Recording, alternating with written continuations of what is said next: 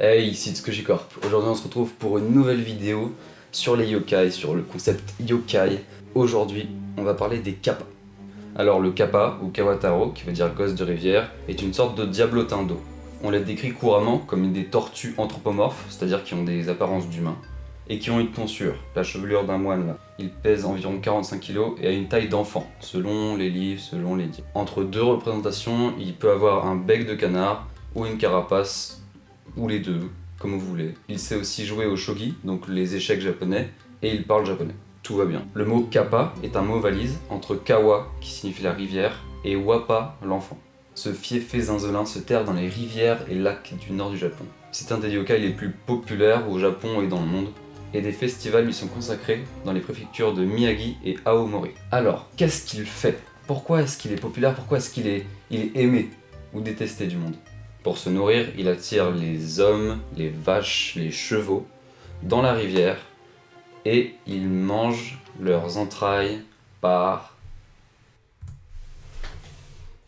le cul. Voilà, c'est totalement vrai. Il y a des images qui vont apparaître, totalement vrai. Mais avant la chair humaine, il y a un mec qu'il adore, c'est les concombres. La plupart du temps, ils aiment se jouer des humains et péter dans leur maison. On dit que leur puanteur reste jusqu'à 2 ou 3 jours. Même du fébreze, ça marche pas. Ils volent aussi des concombres ou des aubergines dans les champs des paysans. Ce qui fait que ceux-ci leur font des offrandes de concombres et d'aubergines pour pas qu'ils viennent piller leurs champs. Comment ne pas se faire tuer, ou autre, par des kappas? Il faut leur donner des concombres signés de votre nom pour pas qu'ils ne viennent piller votre maison ou péter dans votre maison. Ils gagnent un pouvoir supplémentaire en vous ôtant votre Shirikodama, qui est une boule contenant votre âme située dans le cul. Mais si vous avez de la chance de vous lier d'amitié avec un kappa, il pourra irriguer vos champs et soignera vos maladies comme beaucoup de yokai dans l'eau en général. Maintenant dans la culture japonaise. Les premières mentions du kappa se font dans le livre Kagokushu, écrit en 1444. Et le kappa est comparé à une vieille loutre. Dans d'autres ouvrages, on le compare aussi au génie des eaux. Mais il y a plusieurs yokai dans l'eau qui peuvent être comparés à des kappas, donc c'est un peu flou. C'est peut-être pas le kappa, donc bref. Et dans la pop culture, on le retrouve partout. Dans Sarazanmai,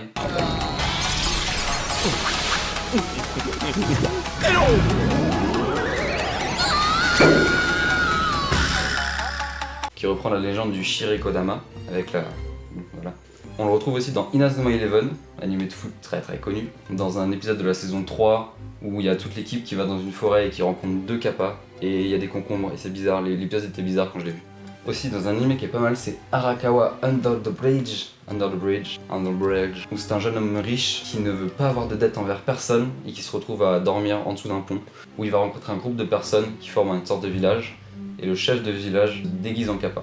Ensuite, on le retrouve aussi dans Un été avec Coco, un film d'animation de Keiichi Hara, où un jeune garçon en primaire découvre une pierre dans une rivière, et en voulant la secouer comme Aladdin, il y a Ko, un kappa du coup qui sort, mais le village l'apprend, et les kappas sont pas trop appréciés dans le village, et du coup Ko part et cherche d'autres kappas dans la région. Ensuite, dans les jeux vidéo, vous allez avoir les références. Le Pokémon Lombre, avec son nénuphar sur la tête, donc en référence à la tonsure qui garde l'eau.